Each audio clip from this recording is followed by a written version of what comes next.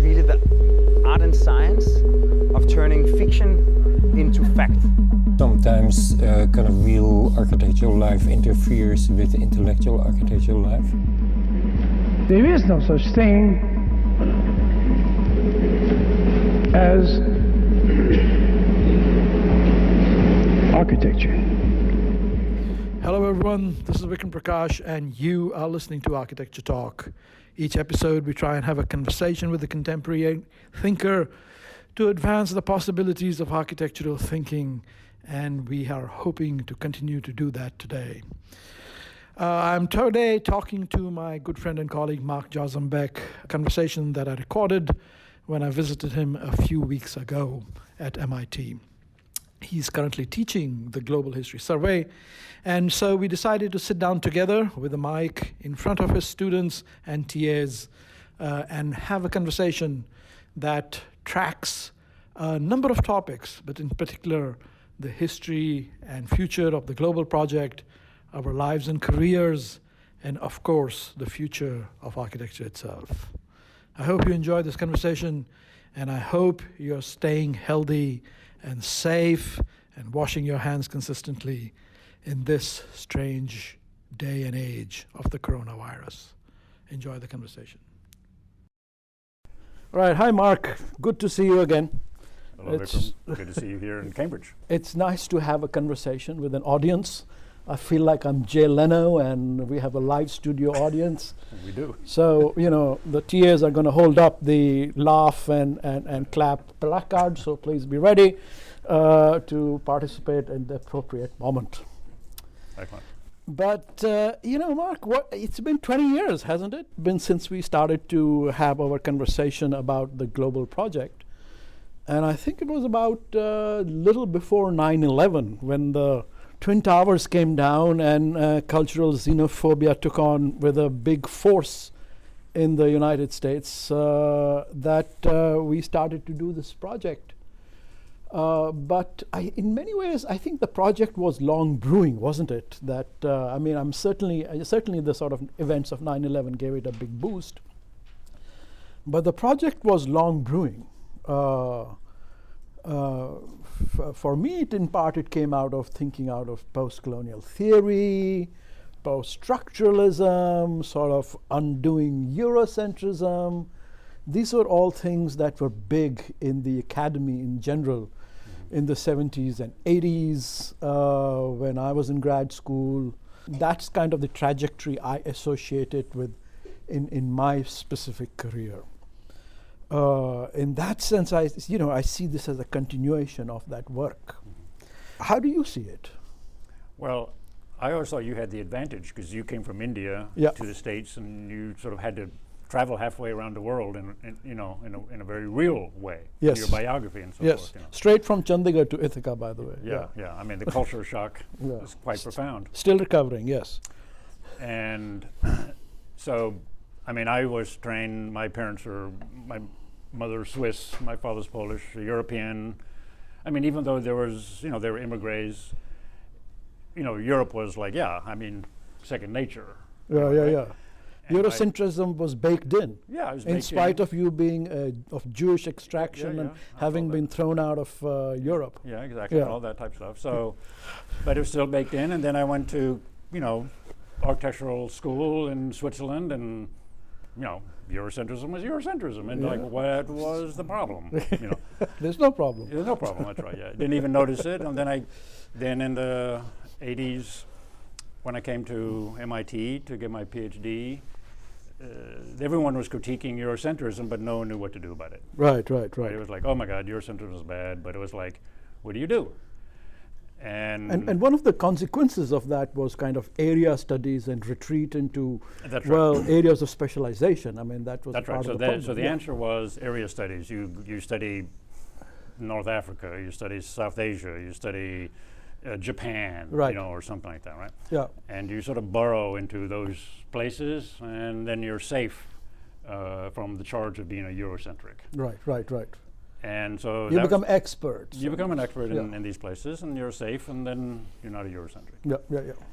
And that seemed to be like fine. I mean, okay, that was what we were told, you know. And, so And the other thing was tokenism, right? I mean, I remember my first year TAing this exact same course, 180, 181 at Cornell. 181.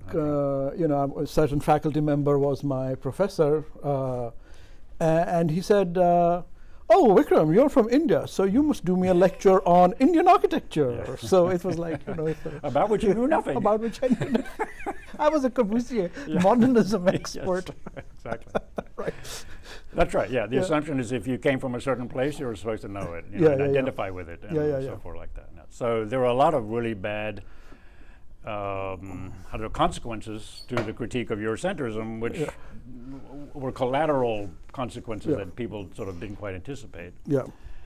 And so by the 1990s, I mean, when I taught the survey course, I was handed a syllabus, and it was, well, there's first Egypt because they made the pyramids, and then there's the Greeks because they made the Parthenon, and then there's the Romans, and then there's the Middle Ages, and and then it's Frank Lloyd Wright and Corbusier. That's right. And they said, you know, like, you know, what's the problem with that, you know? And I put that in the garbage, but it was like there were no other syllabuses available, right? No one was teaching anything other than that, right? And so you call in the person who teaches Chinese architecture, which I did the first time, and that person gave a really boring lecture, I must say, about On Chinese brackets. Yes, on brackets. brackets, I still remember that lecture, and practically the entire class fell asleep, you know. I And think there's this thing, you know, there's this entire sort of well-baked canon of Western mythology, which goes from, you know, the Greeks to Le Corbusier, right? And then you show those pictures from Vers une architecture. There's a Greek temple on one side and a car on the other side, and magic, yes? But for the rest of the world, you show brackets. Yeah, exactly. Yeah, that's right. So that was the level of scholarship at that time. So I mean, I know all of this was before most of you were born, right? A little bit. Right? We're talking 1880s, 1890s. Yeah. Yeah, I'd hate to. Anybody born in the 80s over here? You don't count. 90s, you're all at 1990s something? Yeah, 1990s, okay. Right. We decided we had enough of all that. We wanted to do something different, but we didn't know what it was. Started in 1999, 2000. 99, 2000, yeah. That's when we started. We were teaching from these old textbooks, and we decided they were terrible. These exact survey that you all are doing today. So we threw all that in the garbage, and then he and I, went to a bar or something like that, and we decided we got to do something different. But we had no idea really what we were going to do, and it basically emerged into this, over the last 20 years. And so, but we knew we weren't going to do, start the story. The textbook that we had used starts the story in Stonehenge, and I don't know. We'll talk about Stonehenge, but it's, as you notice, we haven't gotten there yet, right? We'll do that on Wednesday, right? So instead of starting there, we're sort of like showing that there's a lot of history that happened long before. Interesting history. I mean, not just sort of stuff, But instead, in the book, we took the conceit that one way to crack open the sort of normal trajectory of history, quote unquote, is to organize the text by time cuts, right? That's right. So we did. So we took like 800 CE. You all have the textbook, right? And you see what's happening around the globe. 1000, what's happening around the globe. 1200, what's happening around the globe, and so on. And that's how we organized the textbook. That's right. And many of the teaching modules. That's right. Because the mod at that time it was linear. It starts old and goes to the modern in a linear sort of way, right? And if you're not on that line, let's say if something happened in China or in India or whatever that wasn't in that line, it was just like not relevant. So I think everyone today sort of would realize that's really a bad way to do it in the world that is round, right? I mean, the world is round. It's a globe. It's not a line, right? So we came up with time cuts, and sort of the idea was, in other words, like if you're an architect today and you get a degree at MIT and you get a job, it's like, what's happening in the world? Where's the exciting place to be, right? So if you're got an architectural degree in the 9th century, what's the exciting place to be, right? Where would you want to go? right? Now in the 9th century, the last place you wanted to go would be Europe. There's nothing happening. It's pretty, That's right. boring, right? You'd want to go to Southeast Asia, which we'll go to, right? Gangbusters, temple. Going gangbusters, Borobudur, temples up, I mean, things that just amaze you completely, right? So you'd get your parents to buy you a ticket to Southeast Asia, and that's where you would go. So that's where we say that's where we'll start our chapters, because that's where the exciting thing was happening in the 9th century. Now, of course, it depends on Vikram and I making a decision, because I would say Borobudur, he would say Shmorobudur. Okay, sometimes he'd win, sometimes I'd win, and so forth like that. But it was like, where do we think, the exciting architecture was made in the 9th century? Where was it made in the 10th century, and so forth, right? So we would make these value judgments, as opposed to saying, oh, it's a line and it all sort of ends today, right? There are other lines. There are many, many lines, right? We just haven't even begun to even sort of see all these lines yet, right? Because scholarship is very slow. Drawings are sometimes non-existent. That's why I'm asking you to make drawings, because you're doing what I do almost every other day. Like, I want to talk about that temple. There are no drawings. But how do you think, 20 years on, how do you think this sort of concept of the time cut has held up? Do you think it's still working? Yeah. I don't know. I've heard some complaints about it. Well, that's because people are too stuck in their ways. And well, people feel old-schooly. that the downside of this time cut model is that it feels encyclopedic, right? That, it's just one thing after the other, and we don't give them good stories, right? We need stories. So that was one of the problems we ran into, right? That we were relying on faculty and TAs to sort of create new stories out of the material of a particular time cut. But teachers want pre-packaged stories. That's right. To teach in surveys so that students don't go to sleep too much, right? That's right. So we try to fix that problem by making longer beginning essays. That's right. Yeah, we did that in the 3rd edition. In the 3rd edition. Yeah. But there's a sort of a tension in the book about telling big stories of the world and keeping it open through all the case studies in a time cut. That's right. To make other interpretations possible. Do you think that's a contradiction in terms? It is a contradiction, but that's the drama of the teaching, learning thing. It puts more stress on the teacher. Yes. To sort of try to figure out the puzzle. Yeah. Right. So I figured out the puzzle in the best way I could, and Vikram has done it in his way. But someone, hopefully in India, in an architectural school in India, will look at this material and maybe say, oh, I want to put emphasis on a slightly different way. Yeah. So we want that. Yeah. Right. I mean, that's why it's called A, not the. A history of global, not the. Right. So in some sense, we want to throw out lots of stuff so that someone can say, oh, this building is important for me for whatever reason, right? Right. And emphasize that.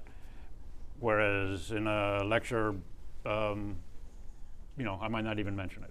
That's right. So I've heard you don't even teach the Parthenon. Yeah, I'm not going to teach the Parthenon. I'm sorry. In this course, there is no Parthenon. Yeah. Oh my God! Yeah. Isn't that heresy? Yeah, I mean, 20 years ago, that would have been heresy. That would have been, I would not have gotten tenure. Right? That would have been really bad. Yeah.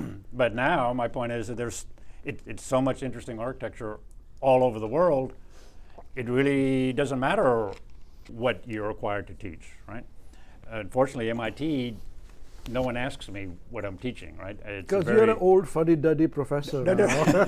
You're not the young Turk anymore. No, it could be, but I think MIT, they just assume, it's a very open-ended place to begin with. Oh, okay. I don't have to turn in my curriculum to anybody except students and some TAs and so forth. And they don't say anything. Well, they care, but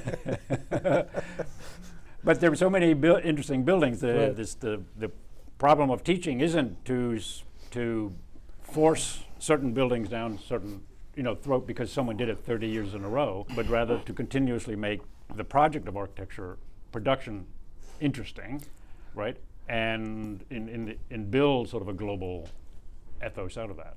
So I don't know how it is with your students here, but when I teach this course in Seattle at the University of Washington and various other places, I know I'm halfway through the quarter. We are on the quarter system. One day always there'll be a student who will come back and say, I'm a bit confused. What is the global anyway? What is your answer to that question? I'll say, let me know at the end of the semester. So the global, because there are many ways to answer that, but I would say in the context of a course like this, Yeah. The global isn't in one lecture, it's cumulatively. Okay, but I want Right. my 2-minute elevator pitch. 2-minute elevator pitch is you're going to have to sit through 24 lectures. I'm sorry, there's some effort. Yeah. Global isn't something that you have instinctively in you. Yeah. It's something you've got to want to have, right? Not everyone wants it in equal doses. Let's try it again. But if I'm the dean and you're trying to get funding for this, how do you make this? We gotta be able to pitch it. I mean, I thought that one of the slides that I thought you made in one of our sort of global history presentations. It's a world opening kind of inculcation, right? That's right. If building the canon or trying to teach the greatest works of a certain civilization is a world closing attitude, I think the global is a world opening attitude, right? And not only world opening in the sense of being open to other cultures and people and places and histories, but also an opening towards other ways of thinking, right? Absolutely, that's right. Yeah, And architecture does that very well because it operates at many scales, very intimate scales to very large scales. It operates at social scales. It operates at the scales of materials, Right. the scales of productions, scales of use, and so forth. So it has all these layers in it that allow one to sort of see how it itself is already, making a building, it's already sort of opening something, right? right. And if you do it in places that you're unfamiliar with, Right. you sort of say, oh, I see, different ways of making, different ways of thinking. Yeah, yeah. So it does become world opening, and it's, Yeah. as opposed to, let's say, reading a poem by a Chinese poet is world opening in some sense. You'd say read it in translation, you'd have to know something about the poet and so forth like that. But I'm very That's architecture centric. I would say architecture gives you even more than what a poem could give you because of all these layers of trying to understand what it is. Okay, let's get into that a little bit. Your architecture centrism, which I intersect with complexly, let's put it that way. Okay. I mean, one could say this podcast is called Architecture Talk, but I interview people from fashion, theater, dance, poetry, physics, philosophy, astrophysics, everybody, because I consider everything to be architecture. That's one way to think about architecture. We are sitting in front of MIT majors. You're all probably doing, I don't know, chemistry, math, something. I don't know, something. Some like architectures. Some architecture, yes. But from my perspective, but that's one way to think about architecture. Architecture is everything because architecture is the sort of framework for life, and all of us are dealing with life, right? Architecture is made of atoms, so we need physics. Architecture involves chemistry, so we need chemists. So architecture needs astrophysics because, as we are learning in our Biennale project, the steel that holds up our buildings is made in supernova explosions. So architecture is everything. Is that what you mean by architecture, or do you mean architecture something more specific? I definitely can go with there. Go with Okay. that. That's Yeah. I don't have any resistance to that. Yeah. I would say, however, perhaps maybe I'm then here maybe somewhat more conventional. I'm thinking in the School of Architecture, ultimately I've got to explain the hard bits. Hard bits? The hard bits of all of that, right? Yeah. The things that we might call buildings. Ah, buildings. Yeah.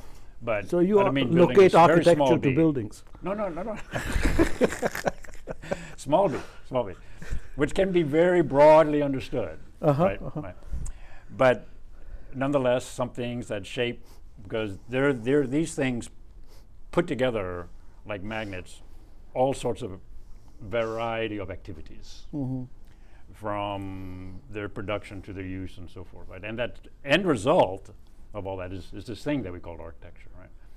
So I'm not interested in the end resultedness of it, but in how those things actually bring different social, economic, political, geopolitical forces together and then produce something.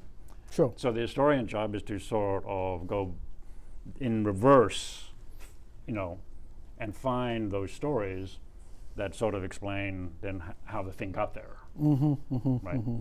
So, it's sort of a little bit like a car. We get in the car and we drive it, we press the gas pedal and we go. Right? Yeah. And that's sort of how we often treat architecture. That only works in Teslas, by the way. Yeah, okay. But anyway, That's right.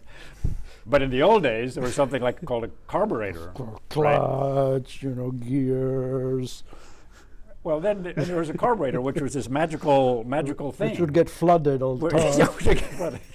Which put the air and the gas together, and it made a little explosion. So it's the carburetor that moved the car. Right. Not anything else. And so what is the relationship between the thing that's doing the work of moving it, the dynamics, and the thing that is sort of the object itself? Right. So in some sense, Well, looking under the hood, right, of all of that, right? Yeah. I mean, I can see that from the historiographical perspective, that we are trying to, weave in all the forces and all the sort of complex of society, social, cultural economy that goes into the production of a single work of architecture, or a single building, let's say. Single-ish thing. Single-ish thing. Yeah. I mean, that's one way to look at it. Yeah. And that's part of the conceit of the Biennale project that we are putting together to be shown in Venice in May onwards. So that's the sort of back project, in a sense, how to account for the large textile of history that makes a work. But let's also sort of project this into the future, all right? I mean, we can say in the future the same thing continues. We'll continue to make sort of buildings like this, and whole cosmos of thinking is going to be feeding into it. But in the future, we are also sort of all dedicated to, at least theoretically, to this business called cross-disciplinary thinking, interdisciplinary work. The big problems of the world, the big questions of the world are at the intersections of disciplines. Just the physicists or the chemists are not going to solve climate change, and so on and so forth. But that for us to be prepared for the future, we have to learn to be able to step out of our disciplinary frameworks and think in some other ways. What is that? Don't you think that that's a way to rethink architecture? It is. I hope that we're doing that. Yeah, I mean, where are we going with that? Well, first, the idea, we in MIT we have physics and chemistry and right? And all of those things are great. They're disciplines. I mean, as we understand that, and they're departments, and you get degrees and professors and all that type of stuff. This was all the invention of the 19th century, and was that's one of right. It's pretty the great old inventions, but also now we realize one of the great mistakes of all time, right? Because it forced every solution down one rabbit hole. And one pinnacle. You got PhDs and expertise and That's so right, on. Yeah, that's right. And finally, it's only now that we're realizing that story is coming to an end. So it's molecular, biomolecular engineering something, right? And at MIT is embracing many of these sort of hybridicness, very openly. And what did you say? Hybridicness is? I like it. And it's a new word. Yeah, go on. Because you're realizing the day when you can ask a physicist, solve this problem, and implement it. Yeah. Right. That's those days are finished. Yeah, the Manhattan Project's long gone. Yeah, exactly. Because we know, it takes more people in the room. Yeah. But we're barely 5 years into that, Right. or 10 years maybe, something like that, barely 5 years into that. Right.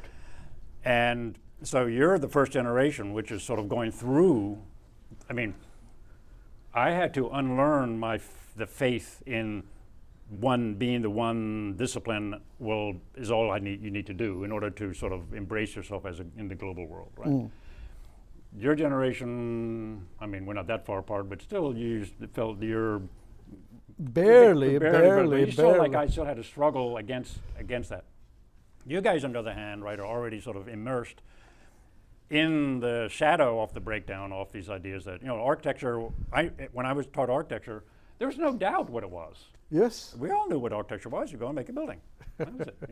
If you can't do that, then don't show up. Right? Today, architecture is landscape, it's planning, it's urbanism, it's real estate, it's climate change, it's muckled change, it's agriculture, it's urban, peri-urban, super-urban, anti-urban. Yeah. It's like, wow. It's once again, planetary. And it's ethics, and it's planetary, and it's transgender considerations, and it's supernova, and it's supernova thinking, and it's 3D printing, and it's molecular engineering, and it's building on Mars, foam, biofoam, building out of foam. What do you call this? The ooze, the slime. Ontological, Okay. So it's sort of like up for grabs, but it becomes much more interesting. And this should have happened 50 years ago. I mean, the thing is, why is it happening now and not, just imagine it happened 50 years ago. Well, 50 years ago, we were running the Holocaust in Germany. Yeah. People were busy with other things. Yeah. But you could sort of say, why did it take so bloody long to realize that the world is complicated, intersectionalities are important, crossings are important, expertise is still important. Yeah. I mean, you still need to have know-hows and consequences and expertise. But to be an expert today in the singular is in some sense sort of now insufficient to solve some of these large things that we want to talk about. Right. So why did it take so I don't know. blankety blank long, you could sort of say? Well, we've got a long time to go. I mean, science and modern thinking is barely 200 years old. Let's give it another 2,000, 5,000 years, and then we will see, where this project takes us, right? I mean, we're not going to solve it in our lifetimes or even their lifetimes. It's probably going to be, we'll probably see improvements in another 100 years. But if we were to try and start to blue sky this, what are your thoughts on the aspiration for the global project? What might be the world of the future? Where could we take this? What does this imagine as a vision of the globe, or the planet, or the solar system, or the galaxy?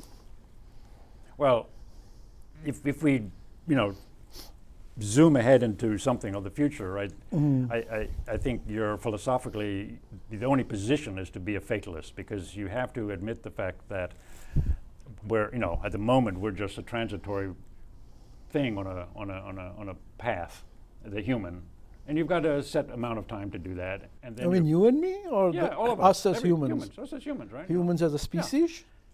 Yeah, we're just air, right? Equivalent of maybe dust. You're talking quantum physics, or you're talking metaphorically? I'm talking metaphorically. The humans are sort of the equivalent of dust in the airflow of time. Yeah, that's true. Okay? Right. You mean like the universe is 13.5 billion years old? That's right. Yeah. And somewhere there's some dusty clouds down there, and that was the humans. Yeah, right? okay.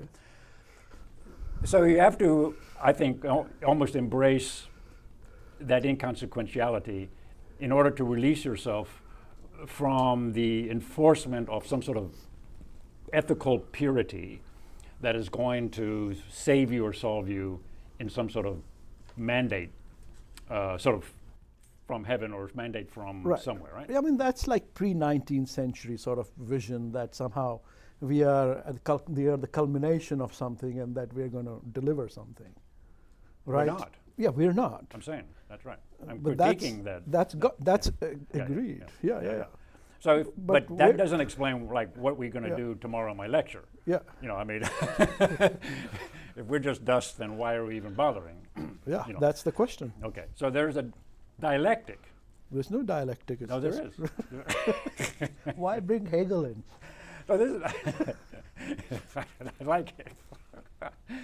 Which is the here and now, Yeah. you know.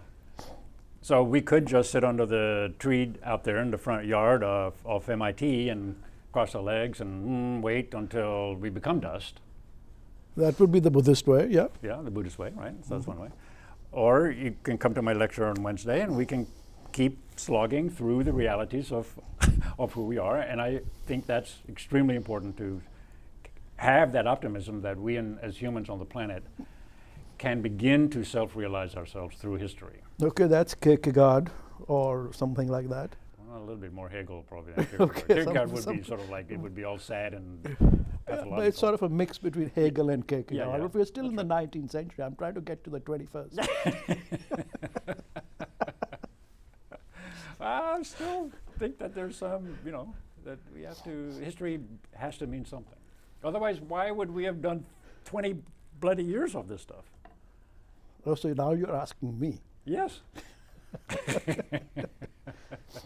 I think history means something, but I think one of the implications of this book was that even this book is so limited. This is the point that I thought you established by doing the architecture of first societies, right? Because this only goes like bloody 3,000, 4,000 years, right? Right. And your book starts at 300,000 years, all right? When you look at this book in that perspective, this is just like a piece of like recent right. fiction, Yes. correct? Yes. And so that opens up the broader question of, the planetary question. Like, yes, it is true, actually, we've been around hundreds of thousands of years. And we are, in fact, a complex consequence of evolutionary processes, right? And that, in fact, there is, we are of the world and of the universe and of the very ethos of atomic selves that runs the universe. So there is actually a 13.5 billion year old trajectory, certainly not teleology to us. So it opens up this very large physics, astrophysics questions for us, right? Absolutely. So for me, that's also makes it very optimistic because the universe is not about to sort of finish very soon. I mean, even if we produce climate change over here, the Earth's going to go on. We might sort of go off the planet, but the Earth will definitely recover. Yeah, the cockroaches are going to have Cockroaches, their history. probably the algae and the plankton. We have survived. We have had 5 major extinctions. So we'll, anyway, let's not stay Kierkegaard. What I'm saying is the question of the implications of global thinking for the big questions of our time, let's say climate change or technology, and the future of human civilization, is to produce the possibility of another way of thinking the world and another way of being on this planet and in this universe. I think so. And I think in that way it intersects very well with the recent philosophy on quantum physics, people like Karen Barad and people like I agree, yeah. But it still takes the effort to get to those places.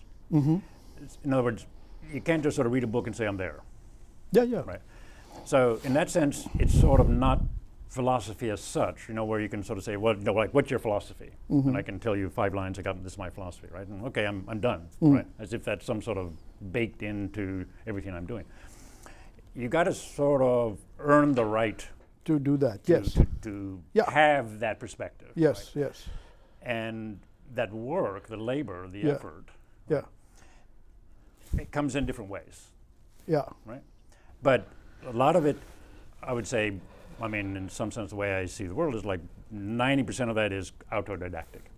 Autodidactic? Yes, you got to want to do that. So these guys shouldn't be in class?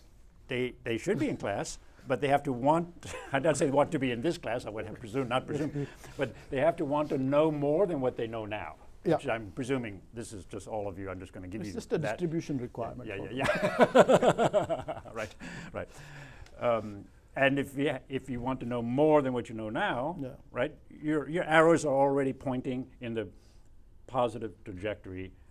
You know, so Yeah. if you're in the mid-20s, so that by the time you get to mid-30s or mid-40s, right, that the narrative gets fatter, your capacities grow, your capacity to synthesize improves, and so forth and so on. So Right? the desire to want to know more is the project of self-consciousness looking to fulfill itself. No, I mean, is not this fulfill Kant? itself. No. There's no. Well, I don't know if this fulfilling itself is ever happening. Okay. Right? Defulfilling itself. Maybe not Anti-fulfilling yeah, yourself. yeah, Taking yeah. yourself out of the equation. That's why global, I say, is important, because global continuously reminds you that for every one of you, there are 25 billion people who are just not like you. Will never be like you. Ever, ever, ever. And you sort of like go, holy camole. That's a scale impossibility. I mean, because I don't feel the planetary people around me not being like me, but I should. You know, and then you sort of say, well, So I'm singular and unique? What's the argument? very here? much so. But you're also singular and unique in a very inefficient way, because you have to now build a consciousness to people who are very much not like you, and then all of a sudden the jumping into these other spheres awakens gaps of comprehension, gaps of knowledge, gaps of language, gaps of cognition. Tower of Babel. No, it does. It's not. That's already answers. That's the Bible sort of saying it's Babel. Therefore, we all have to speak one language, and yea, praise be God, right? It's No, God came down and said, don't speak one language, just to, not that it matters. but- Well, yeah, okay. But it's not that everyone is speaking Babel, different languages. It's sort of like you want to be the resident of the Tower of Babel. We not are not residents. God of comes the and destroys it. Yeah. Right. That's the bad. Yeah, that's what I'm Right. saying. You know, that was, I'm saying. thank you, God, because now we have the Tower of Babel. Yeah, Yes. that's right. Yeah. But We've you're saying that's discovered only in the last generation that the Babel is good. Yes. Yeah, you know, Right. in my generation, you know, everyone had to speak like one language. Yes, that's right. And you know, you had to fight against all the fuddy-duddies who insisted that the one language is the only way to go. Yes, that's right. The canon, the singular knowledge, the Tower of Babel. You know, but it's a beautiful universe, right? Going ahead, thinking about the sort of opening of the threads of thought and possibility, which then also results, you know, in a sort of a deconstruction of architecture as a discipline, That's right. of physics as a discipline, of chemistry as a discipline, and all these things. You know, and then you know, maybe we will even see a post-nation state future. It looks like we're doing that probably better, faster than we think. Well, I don't mean globalization and corporatization of the world. You know, Apple running those the guys world. want the nation state. Yeah, It- they it's want the boundary. The nation state is self-destructing against that. Well, they both use it and keep right, it, and that's yeah. So it's perfect because data and capital moves easily across yeah, borders, they but don't- nation states ensure Yeah. discontinuity in wages. That's right, So you know, coronavirus doesn't listen to them, but but that's the same. But one can imagine you know, because the nation state's only 180 years, 200 years old, isn't it? Maximum, yeah. Yeah. So I mean, the global project also envisages some kind of a post-nation state future, isn't it? Yes, I would say global. You have to see past certainly the nation state. I'm not sure what it doesn't necessarily produce a positive political agenda, because partially the post-nation state agenda is sort of an ethnocentrism. It's a even potentially worse type of a thing. No, there has to be a better way to do this. There has to be a better way. Yeah. There has to be a better way. I mean, there is politics. Maybe that's to the it. next semester's seminar topic. Or maybe we should do that as a section. Yeah, we should do this as a Section section. question, that's right. Because I mean, I feel it. I have young kids, and they often enough talk about this. Every day we pummel the impossibilities of climate change, the sort of impossibilities of cross-cultural communication, the sort of demagoguery of the nation state. People seem to think that the future is pretty bleak. Yeah, it could be. Which is very different from how you and I, when we went to school, we thought the future looked pretty optimistic. It was only optimistic because it was predictable. Whatever. I mean, it seemed like better things were around the corner, and we were deconstructing science and moving on to better horizons in spite of the Cold War. So it seems that. But I think that once again, that's what I mean. You don't want, if you zoom far out, but if you zoom sort of not all the way in, but sort of above, in other words, the optimism that comes from the breakdown of securities in the disciplinary front is palpable. Yes. I mean, the whole MIT and other places are built around that. You know, built around what? The positive that comes out of the breakdown of disciplinary securities. They're breaking down disciplinary securities at MIT? Yeah. Really? Well, I don't know if it's like everywhere, but okay. What do you do? Material science. And what? And moving beyond that. And in other words, I thought you did material. Weren't you also doing something biology? I do material science, chemistry, and architecture. Okay, right. Who does like more than? I mean, give me some examples of more than one discipline here in this room. Speak up. Chemistry? Chemical engineering and architecture. Yeah, okay. All right. Got to be more. Mechanical, chemical, biological engineering. See? Okay. All right. More.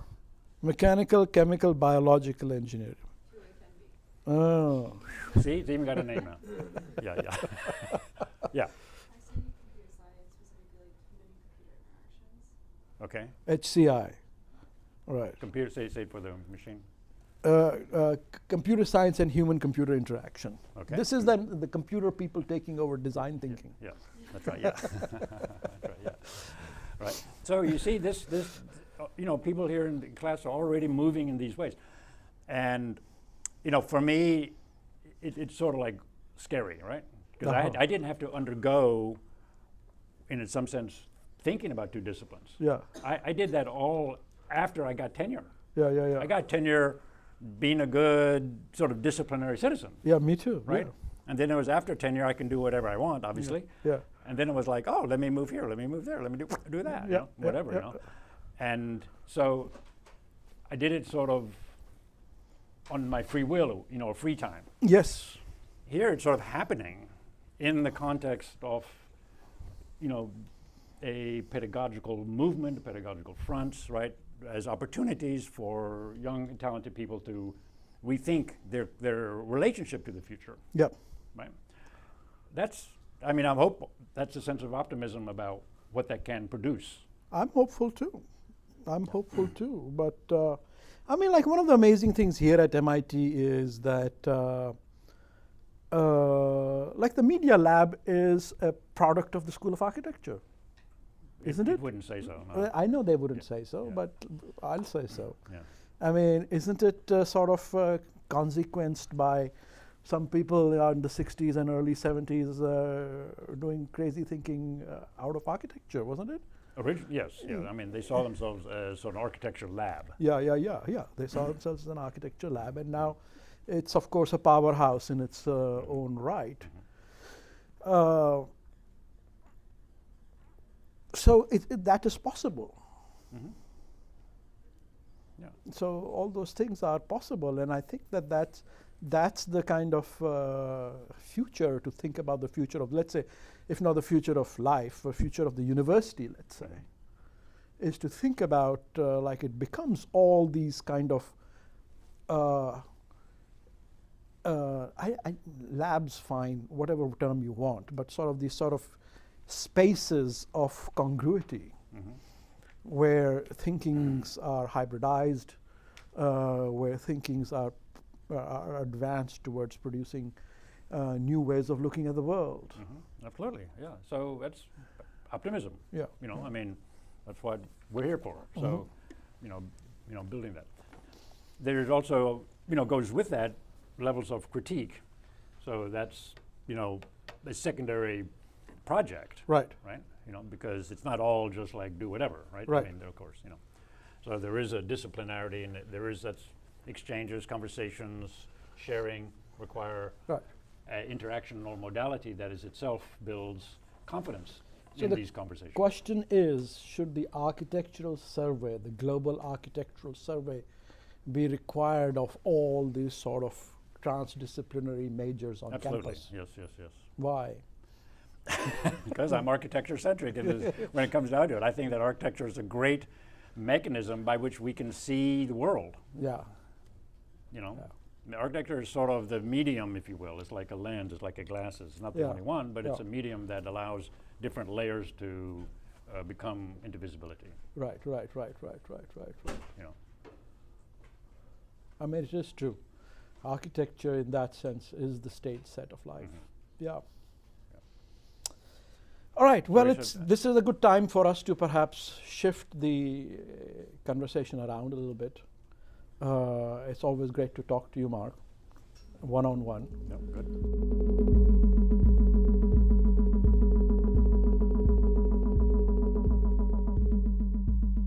Thank you for listening to Architecture Talk. This is your producer, Sammy Prouty. We hope you enjoyed the conversation, and if you did, please subscribe and rate us on iTunes or Spotify. We would also love to hear from you if you have any suggestions for new topics or guests. You can always reach out to us via our website or Instagram. And remember, if you ever want to read up on something we reference in a conversation, the website is complete with a timestamp outline for each episode so you can further stretch your thinking. Thanks again, and until next time, this has been Architecture Talk.